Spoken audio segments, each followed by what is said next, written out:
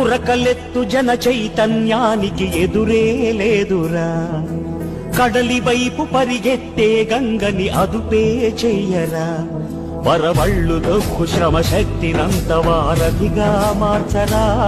మన కలల పంటకి ఆనకట్ట కలకాలం సాక్షిరా, మరుభూమిలో నైక ప్రతిమూల మాదాని కలలు కనిపించేలా, మా ప్రభు చలవతో ఇకనైనా మా ఆశలన్నీ నిజమయ్యేలా.